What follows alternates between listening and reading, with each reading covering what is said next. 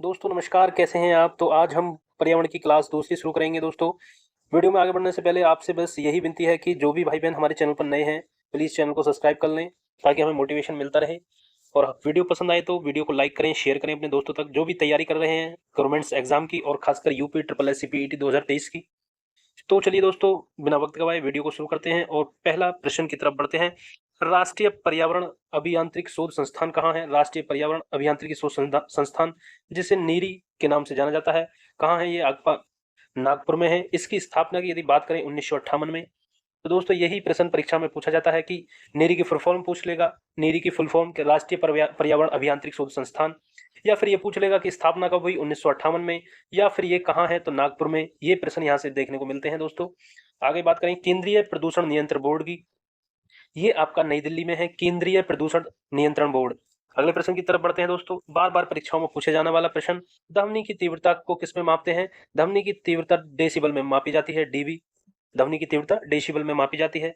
आगे बात करें वेरी वेरी इंपॉर्टेंट, भविष्य का ईंधन किसे कहते हैं? तो सौर ऊर्जा को कहते हैं, सूर्य से आने वाली ऊर्जा भविष्य का ईंधन कहते हैं इसे। ये बार बार परीक्षाओं में देखने को मिली है और आने वाली परीक्षाओं में भी ये आपको कहीं ना कहीं देखने को मिलती रहेगी दोस्तों।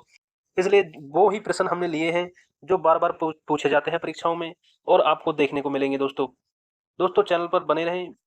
आगे बढ़ते हैं। पहला पृथ्वी शिखर सम्मेलन आपका 1992 ईस्वी में हुआ था। रियो डी जेनेरियो में हुआ था, जो कि ब्राजील में है। रियो डी जेनेरियो में 1992 में पहला पृथ्वी शिखर सम्मेलन हुआ था।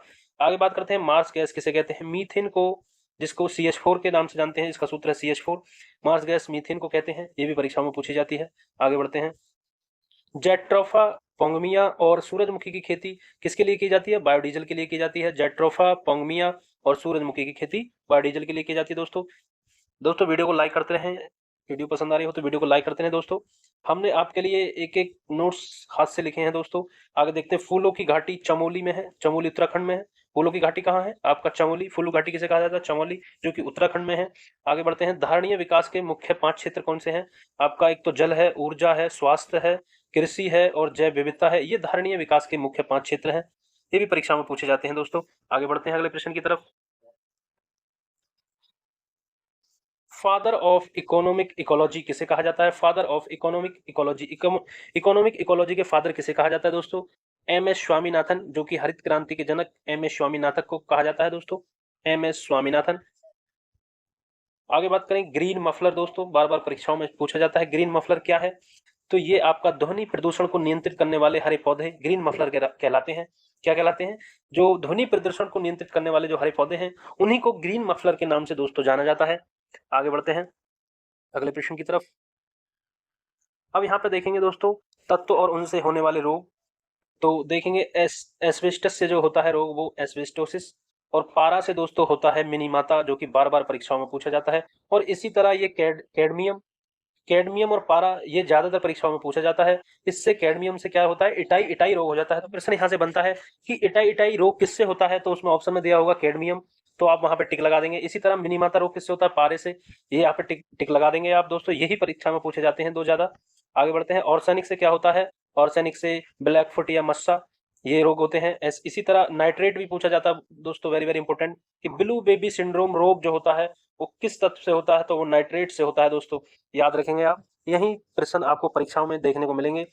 बढ़ते हैं अगली तरफ। अब देखेंगे पर्यावरण महत्वपूर्ण दिवस एवं सप्ताह है। जी हाँ दोस्तों, हमने उन महत्वपूर्ण दिवसों को लिया है जो बार बार परीक्षाओं में पूछे जाते हैं और पूछे जाते रहेंगे दोस्तों। एक भी प्रश्न दोस्तों छोड़ने लायक बिल्कुल नहीं है दोस्तों। वीडियो को बिना स्किप किए पूरा देखते रहे दोस्तों, आपसे नहीं तो प्रश्न छूट जाएगा। आगे बढ़ते हैं। विश्व वन्य जीव दिवस कब मनाया जाता है? 3 मार्च को। विश्व वानिकी दिवस की यदि बात करें 21 मार्च को। आगे बात करें विश्व जल दिवस 22 मार्च को। विश्व स्वास्थ्य दिवस 7 अप्रैल को। इसी तरह आगे बढ़ते हैं। विश्व पृथ्वी दिवस ये 22 अप्रैल को दोस्तों। जल दिवस 22 मार्च को, पृथ्वी दिवस 22 अप्रैल को। ये आप कंफ्यूज नहीं होना, याद रखना है। आगे बढ़ते हैं। अंतरराष्ट्रीय जैव विविधता दिवस ये आपका 22 मई को। विश्व पर्यावरण दिवस 5 जून को। विश्व जनसंख्या दिवस 11 जुलाई को। विश्व जनसंख्या दिवस 11 जुलाई को। दोस्तों सभी जो दिवस हैं ये सब महत्वपूर्ण है, एक भी दिवस छोड़ने लायक नहीं है। आपको इनका रट्टा मार लेना है दोस्तों, क्योंकि यहाँ से प्रश्न अक्सर परीक्षाओं में पूछे जाते हैं। आगे बढ़ते हैं। विश्व ओजोन दिवस ये आपका 16 सितंबर। वन्य जीव सप्ताह कब मनाया जाता है? तो 1 से 7 अक्टूबर को वन्य जीव सप्ताह मनाया जाता है। इसी तरह विश्व मृदा दिवस 5 दिसंबर। आगे बात करें, राष्ट्रीय किसान दिवस 23 दिसंबर को मनाया जाता है। राष्ट्रीय किसान दिवस 23 दिसंबर को। आगे बढ़ते हैं दोस्तों, किसी पारिस्थितिकी तंत्र में सर्वप्रमुख ऊर्जा स्रोत क्या है? सूर्य है दोस्तों। किसी पारिस्थितिक तंत्र में सर्वप्रमुख ऊर्जा का जो स्रोत है वो सूर्य है दोस्तों, जिसे भविष्य का ईंधन कहते हैं, सूर्य ऊर्जा को। आगे बढ़ते हैं, पारिस्थितिक तंत्र में के मुख्यतः दो घटक हैं, इनको देखेंगे दोस्तों, जैविक घटक और अजैविक घटक। तो जैविक घटक की यदि बात करें तो इसमें कौन से आते हैं, तो दोस्तों इसकी एक ट्रिक याद रखेंगे कि जो जीव जो सांस ले जिसमें जीवन है वो जैविक घटक के अंतर्गत आएंगे, और अजैविक घटक जो सांस नहीं लेते या जिसमें जीवन नहीं है दोस्तों वो अजैविक घटक हो जाएंगे। अब जैविक घटकों को भी आपका तीन प्रकारों में बांटा गया है, उत्पादक, उपभोक्ता और अवघटक। उसी तरह अजैविक घटक, अकार्बनिक पदार्थ, कार्बनिक पदार्थ और ऊर्जा संघटक में बांटा गया है दोस्तों। अब एक एक करके इन सबको जल्दी से देख लेंगे दोस्तों।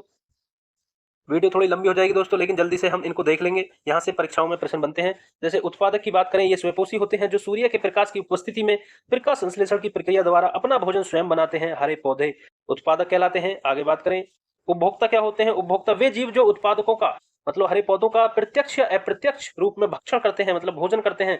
इसमें तीन प्रकार के उपभोक्ता शामिल हैं। अब देखते हैं वो तीन प्रकार के कौन से हैं। प्राथमिक उपभोक्ता दोस्तों, प्राथमिक उपभोक्ता क्या होते हैं? शाकाहारी जीव होते हैं जो पौधे से प्रत्यक्ष से रूप से भोजन प्राप्त करते हैं, जैसे गाय, हिरण, खरगोश, ये आपके प्राथमिक उपभोक्ता हैं। दोस्तों यहाँ से प्रश्न बनते हैं कि निम्नलिखित में से बताइए कि प्राथमिक उपभोक्ता कौन है? तो आप याद रखेंगे, शाकाहारी जीव होते हैं जो हरे पौधे जो पौधे से प्रत्यक्ष रूप से भोजन प्राप्त करते हैं, जैसे गाय, हिरण, खरगोश, ये आपका प्राथमिक उपभोक्ता होते हैं। आगे बढ़ते हैं, द्वितीयक उपभोक्ता की अब बात कर लेते हैं। प्रायः मांसाहारी जीव होते हैं जो कि शाकाहारी जीवों या फिर प्राथमिक उपभोक्ता को खाते हैं, जैसे बिल्ली, लोमड़ी, मेंढक इत्यादि। आगे बात करें दोस्तों, तृतीयक उपभोक्ता। तृतीयक उपभोक्ता अप्रत्यक्ष अथवा प्रत्यक्ष रूप से सभी को खाते हैं दोस्तों, जैसे शेर हुआ, बाज हुआ, गिद्ध हुआ, ये आपका चील हुआ, ये आपके तृतीय उपभोक्ता के अंतर्गत आते हैं दोस्तों, और यहाँ से परीक्षाओं में प्रश्न देखने को मिलते हैं।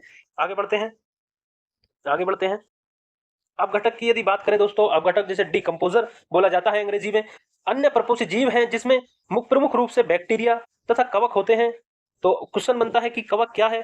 अपघटक है, उपभोक्ता है या उत्पादक है? तो क्या लगाएंगे आपके जो कवक और बैक्टीरिया हैं वो आपके अपघटक हैं। ये परीक्षा में प्रश्न इस तरीके से बनते हैं।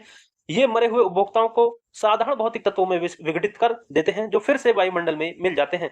आगे बढ़ते हैं दोस्तों, अब बात कर लेते हैं अजैविक घटकों के बारे में, जो कि कार्बनिक पदार्थ और ये ऊर्जा संगठन में बांटा गया है इनको तीन प्रकार में। तो अकार्बनिक पदार्थ की बात कर लेते हैं। इसके अंतर्गत जल और विभिन्न प्रकार के लवण जैसे calcium, potassium, magnesium, phosphorus, nitrogen आदि तथा गैसें, oxygen, hydrogen, carbon dioxide, nitrogen इत्यादि सम्मिलित हैं दोस्तों अकार्बनिक पदार्थ के अंतर्गत। अब बात करें कार्बनिक पदार्थ क्या होते हैं। इसके अंतर्गत मृत पौधे एवं जंतु के कार्बनिक यौगिक जैसे प्रोटीन, कार्बोहाइड्रेट, वसा, उसी तरह उनके अपघटन द्वारा उत्पादित पदार्थ जैसे यूरिया, ह्यूमस इत्यादि कार्बनिक पदार्थ के अंतर्गत आते हैं। आगे बात करें ऊर्जा संगठक की, तो इसमें सूर्य का प्रकाश, तापक्रम, वर्षा आदि सम्मिलित होती हैं। ये दोस्तों सभी अजैविक घटक हैं। प्रश्न परीक्षा में बनता है कि जैविक निम्नलिखित में से बताइए कि जैविक घटक कौन सा नहीं है।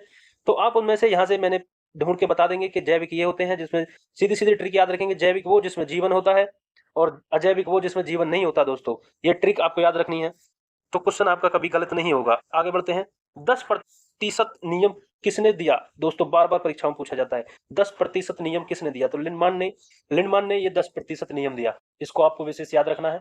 आगे बढ़ते हैं दोस्तों, खाद्य श्रृंखला में ऊर्जा का प्रवाह एक ही दिशा में होता है, ये भी परीक्षा में प्रश्न बनता है, इसको भी आप याद रखेंगे। आगे बढ़ते हैं दोस्तों, प्रत्येक पारितंत्र में केवल 10% ऊर्जा का स्थानांतरण एक पोषण स्तर से दूसरे पोषण स्तर पर होता है। तो प्रश्न बनता है कि कितने प्रतिशत ऊर्जा का स्थानांतरण होता है? तो आप याद रखेंगे 10% ऊर्जा का स्थानांतरण होता है दोस्तों।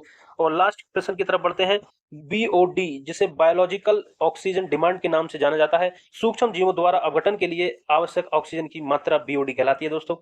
तो आशा करता हूं आज की वीडियो दोस्तों आपको पसंद आई होगी। आज की वीडियो में इतना ही दोस्तों। वीडियो पसंद आई हो तो दोस्तों वीडियो को लाइक करें, शेयर करें अपने दोस्तों तक। आगे भी हम आपके साथ ऐसी ही जानकारी शेयर करते रहेंगे। मिलते हैं नई जानकारी के साथ अगली वीडियो में, तब तक के लिए जय हिंद, जय भारत।